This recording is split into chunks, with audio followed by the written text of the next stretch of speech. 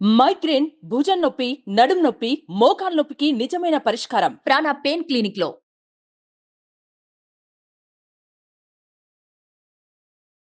నమస్కారం, welcome to Suman TV. నేను గీతాంజలి. కార్తీక పౌర్ణమికి దీపారాధన చాలా ముఖ్యమని చెప్తారండి.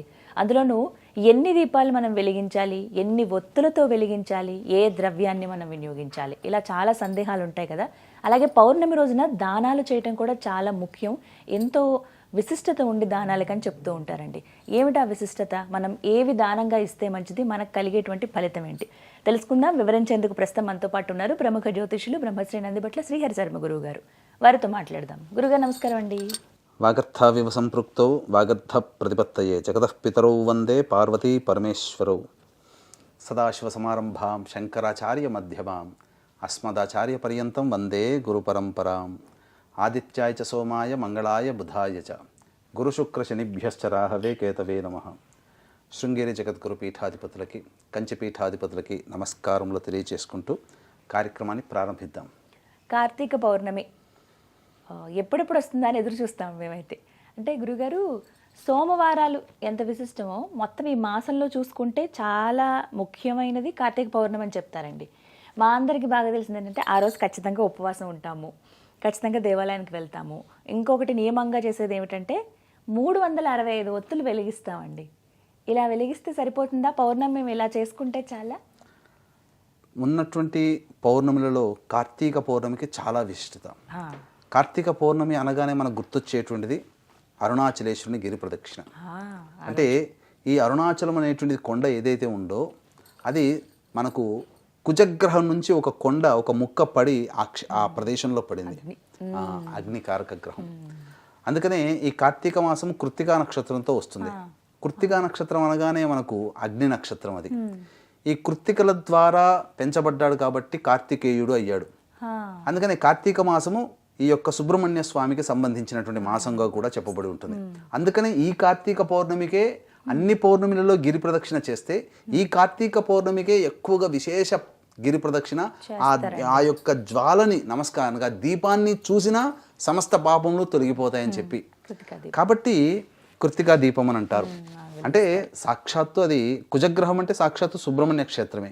అది కార్తీక మాసంలో అదొక ప్రత్యేకత. కానీ అన్ని దేవాలయాలలో ఈ కార్తీక పౌర్ణమి రోజున చాలామంది చేసేటువంటిది ప్రధానంగా అనాదిగా వస్తున్నటువంటి ఆచారము దీప ప్రజ్వలనము, దీపదానము, అమలకా దానము, అలాగే ఒక పురాణం ఉంటుంది, ఆ పురాణాన్ని దానం చేయాలి. అవన్నీ విషయాలన్నీ కూడా చాలా కూలంకషంగా చర్చించుకుందాం. సాలగ్రామ దానము, జ్వాలాతోరణం గుండా జ్వాలాతోరణ దర్శనము, జ్వాలాతోరణం గుండా చేయడం.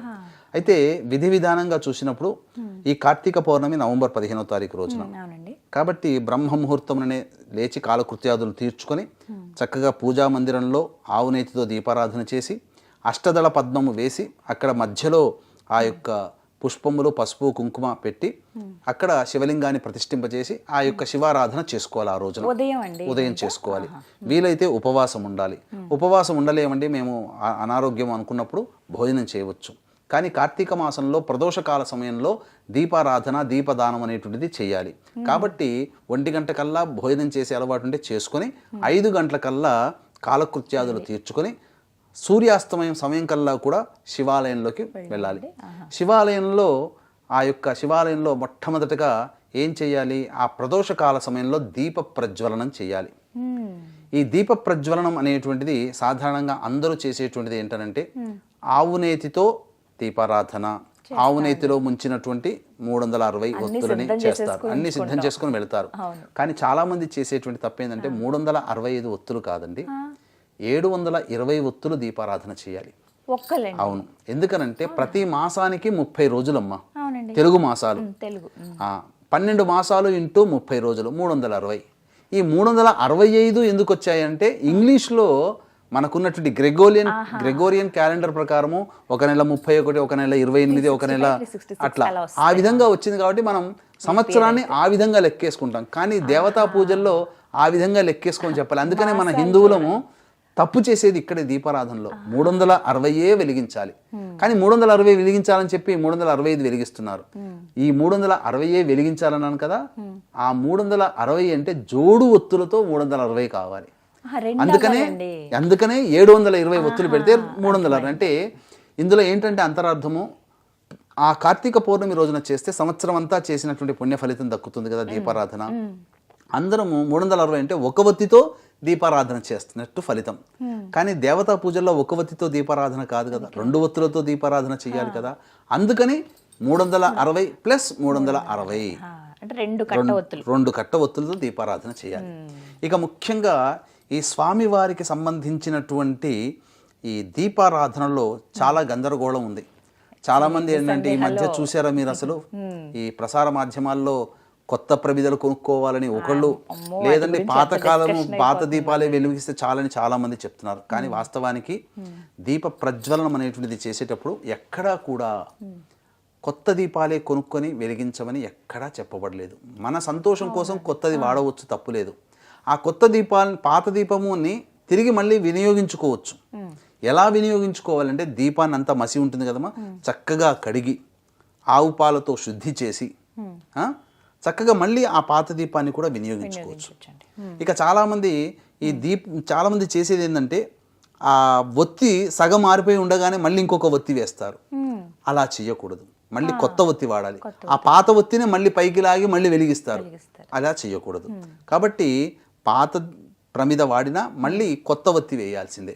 ఇక కొంతమంది కొంత నూనె ఉండంగా మళ్ళీ కొంత నూనె పోసి మళ్ళీ వెలిగిస్తారు.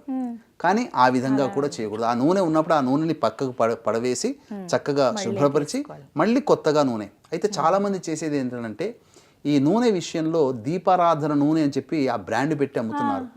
ఇవి వాడకూడదమ్మా. ఇవి సమస్తమైనటువంటి అన్ని ప్రాణుల యొక్క ఎముకల నుంచి ఉడకబెట్టగా తయారై పైకి తేలినటువంటి తెడ్డెలాంటి నూనెని తీసుకొచ్చి చాలా చీప్గా పెడుతుంది. అందుకని దీపారాధన నూనె అంటే 80 రూపాయలకి 75 రూపాయలకి 1 లీటర్ దొరుకుతుంది.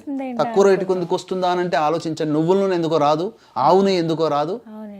కాబట్టి స్వచ్ఛమైనటువంటి నువ్వుల నూనెని వాడవచ్చు. ఇప్పుడు ఆవు నెయ్యి కూడా కల్తీనేనమ్మా. కాబట్టి స్వచ్ఛమైన అనగా గోశాలలో తీయబడినటువంటి ఆవు నేతితో దీపారాధన చేస్తే పుణ్యం. స్వచ్ఛంగా గానుగ నూనె దగ్గర తీసినటువంటి నల్ల నువ్వుల నూనెతో దీపారాధన చేస్తే పుణ్యం. ఇక ఈ యొక్క నూనెల్లో ఇవే నూనె వాడమని చెప్పబడలేదు, కానీ 2 నూనెలు మాత్రం శ్రేష్టమని చెప్పబడింది. అది ఆజ్యము అంటే గోఘృతము, ఆజ్యము కూడా కాదు, గోఘృతం అంటారు. గోవు నుంచి వచ్చింది గోఘృతం. ఆజ్యం అంటే అజహ అంటే మేక, మేక పాల నుంచి తీసినటువంటి నేతితో ఆజ్యం అంటారు. ఆజ్యం అనకూడదు. గోఘృతం అనగా ఆవు నెయ్యి లేదా నువ్వుల నూనె, ఇవి 2.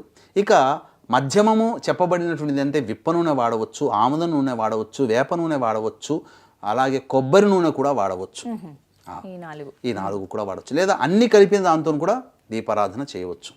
ఇక సంబంధించినటువంటి ఈ యొక్క ప్రధానంగా ఈ దీపారాధన అనేటువంటిది చేసేటప్పుడు ఒక శ్లోకముని చదువుకుంటూ చేయాలమ్మా. వీక్షించేటువంటి ప్రేక్షకులు ఈ యొక్క దీపారాధన చేసేటప్పుడు ఈ కింది శ్లోకాన్ని చదువుకోవాలమ్మా. కీటాః పతంగాః మశకాశ్చ వృక్షాః జలే స్థలే ఏ విచరంతి జీవాః దృష్ట్వా ప్రదీపం నచ జన్మ భాగిన